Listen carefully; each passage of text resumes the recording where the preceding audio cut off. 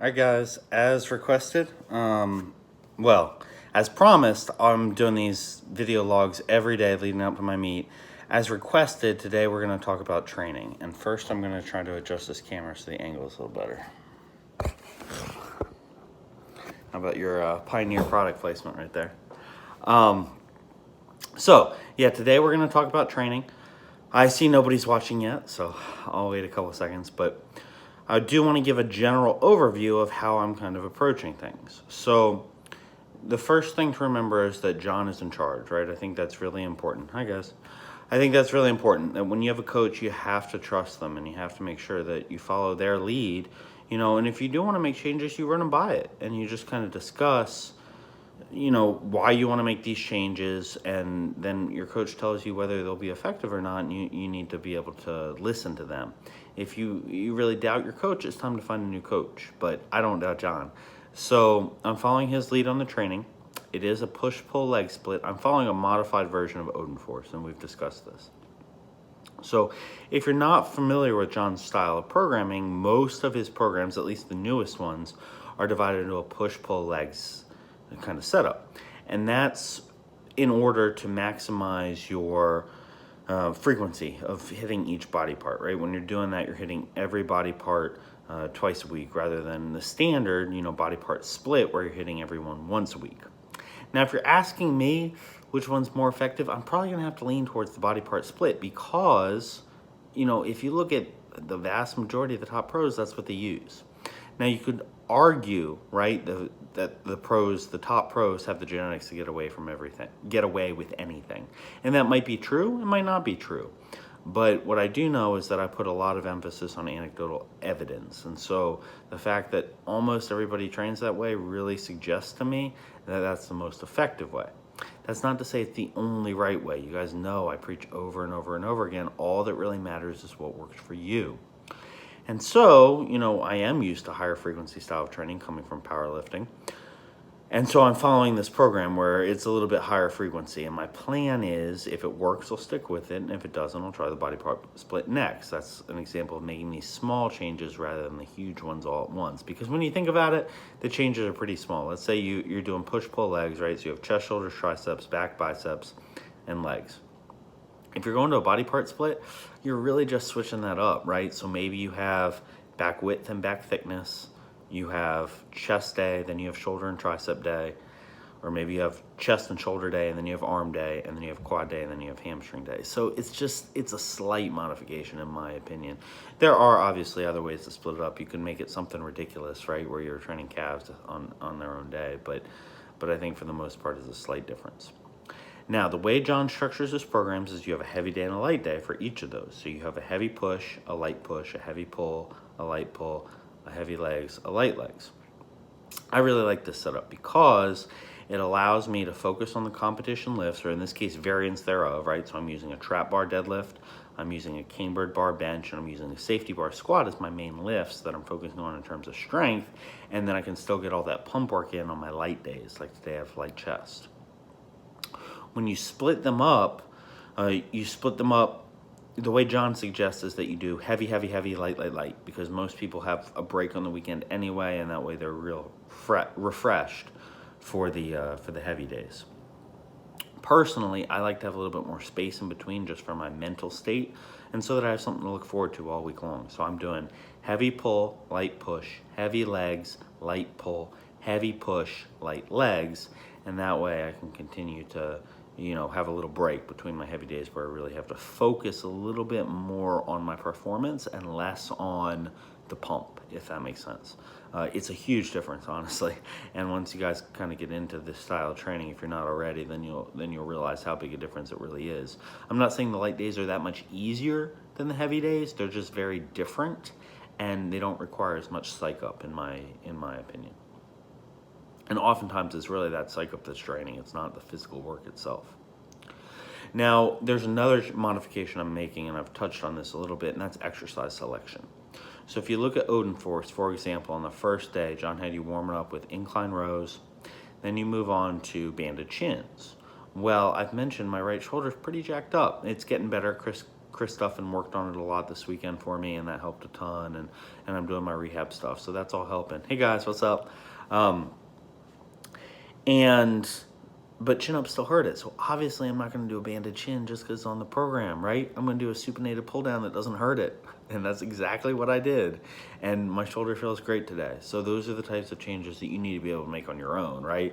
If your coach tells you, no, stick with the chin-ups even though it hurts your shoulder, new coach.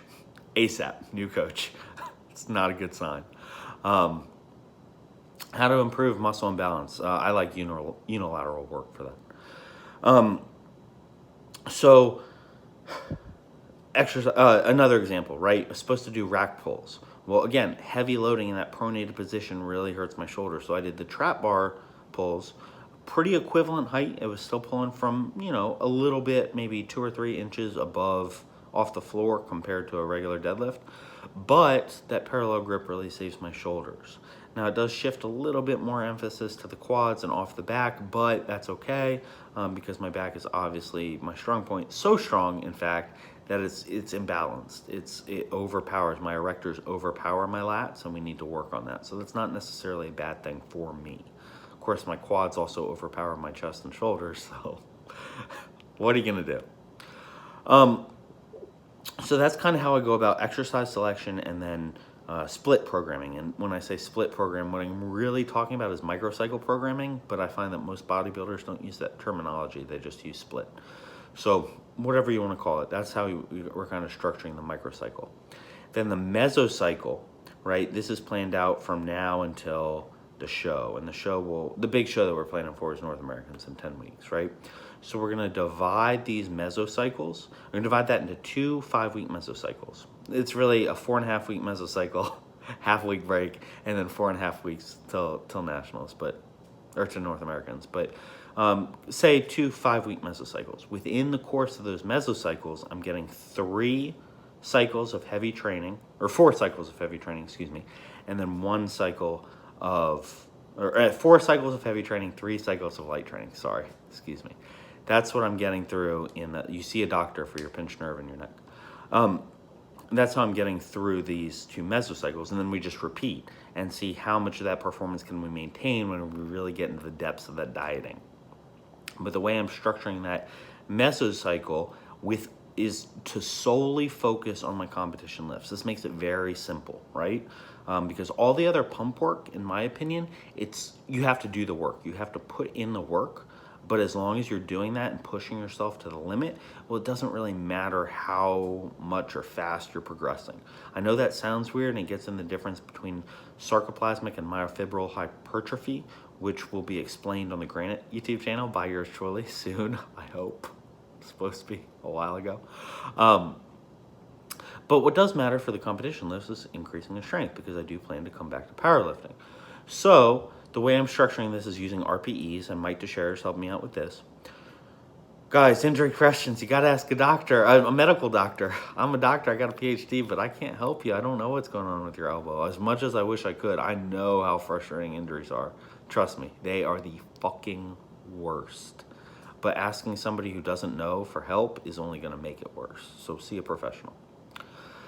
So the way I'm structuring this with Mike Teixeira's help, the first week, right, for the competition lifts, we're doing 2 sets of 8. We're working up to 2 sets of 8 reps. The first is supposedly at about an RPE 8, right? So I could do 2 to 4 more reps left in the tank. Then you either stay at that weight or go up a little bit of weight if you think you can, and you do another set of 8. And for this, I'm trying to add some form of overload sometimes. So like, for example, on squat, I'll do my top set of 8, then I'll add knee reps, and I'll do another set of 8. Or on bench, I'll do my top set of 8, and then I'll add the slingshot, and I'll do an even heavier set of 8. And that way I get a little bit more overload, a little bit of variety.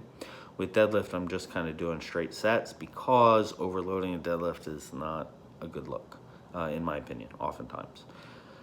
So, week 1, at 8, 2 sets of 8. Week 2, trying to add in using the same weight, trying to add in an intensifier. So maybe this is a pause at the bottom.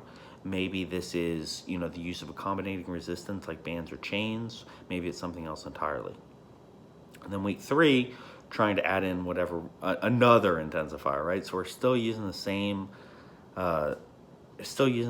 weights, but it's gotten harder and harder each week. And then week 4, we go back, we drop those intensifiers, we go back to the same weight that we used in week 1, and we rep out. And we see what happens. And hopefully you beat that pretty significantly. Hopefully you got 8 reps in week 1. Hopefully you're hitting 10 to 12 in week 4. And for me, at my strength level, that's really great progress. So that's the goal for the first mesocycle. The second mesocycle, I'm going to be hurting, guys. In 5 weeks, I know I'm going to be hurting. I'm going to be dieting. I'm going to be doing cardio. And yeah, so the second mesocycle, honestly, my goal is to maintain whatever I hit in the first mesocycle. And then we'll back off and we'll get ready for powerlifting again. So that's the plan in terms of training. It's been about 10 minutes. Again, ask questions, please, in the comments below so I know what to talk about tomorrow.